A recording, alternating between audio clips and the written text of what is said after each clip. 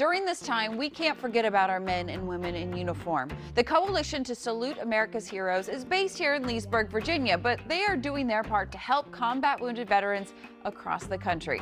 I spoke with Donny Daughenbaugh, retired from the U.S. Marine Corps and Vice President of Field Operations, to find out how our veterans can get the help they need. During this pandemic, we're hearing about the retail industry and restaurants, but how is this uniquely affecting veterans and especially combat wounded veterans? So the interesting thing about this pandemic is with a lot of veterans, we have a lot of people suffering with post-traumatic stress, anxiety, and other mental health disorders. So you've got people that need to communicate with other people and have face-to-face, and now they're stuck in this self-isolation mode in their house. And it truly is detrimental for someone's mental health, especially with post-traumatic stress. And so I'm guessing a lot of these meetings we're hearing about is all going online. Is that still going to be as beneficial? Is there something else that veterans might need to seek out? You know, I think getting out of the house, if and when it's possible, is probably a positive thing. I mean, you can't replace the health benefits of getting a little bit of sunshine.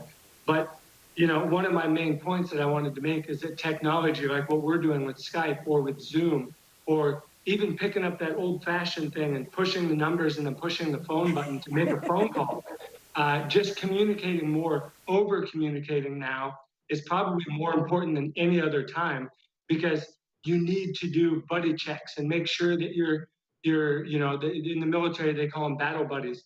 You need to make sure that those people are doing okay, because again, this isolation, if someone has post-traumatic stress, they need outlets, they need to communicate, they need to physically see face-to-face some of the people that they would normally see in meetings and on runs and outdoor physical activities and at the gym, all of these other healthy outlets. Now they don't have any of them. And I love your point of over communication and remembering that we are all in this together. You have other people that are going through something similar, so you're not alone. Can you tell us a little bit about your story, your family, and how you guys are doing? Oh yeah, so we're in Texas, and the one great thing about the coalition is that we've always implemented a remote employment model, which allows us to target different kind of regions.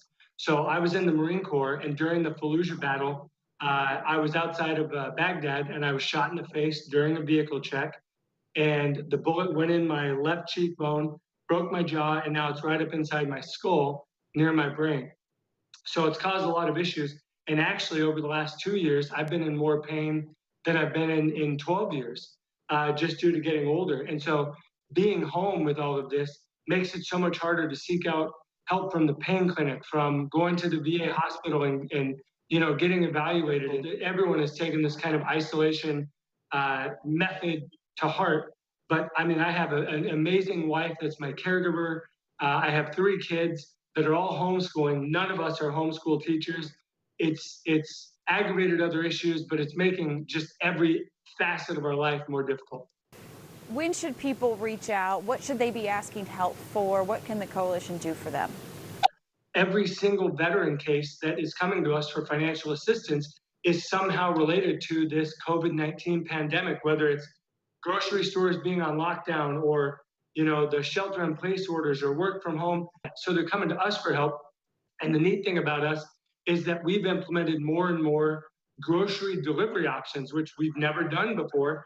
The market for that is through the roof for everyone that just doesn't want to go to the store and touch, disgusting card handles or whatever. And so we're doing that now for our veteran families. And we have a caregiver program that we've launched that they focus on healthy meal delivery, because everyone's stuck at home, and the caregivers caring for wounded veterans are having so many more challenges that they're facing. We want to make it as easy as possible for them.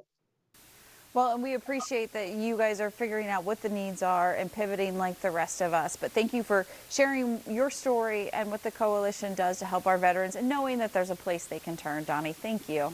Oh, yes, ma'am. Thank you. We, along with other nonprofits, need more help than ever, because just the need is outweighing the available resources. And I think we're seeing that across the board. Thank you to Donny, for everyone, for your service. If you need help, contact the Coalition to Support America's Heroes. Coming up next, are you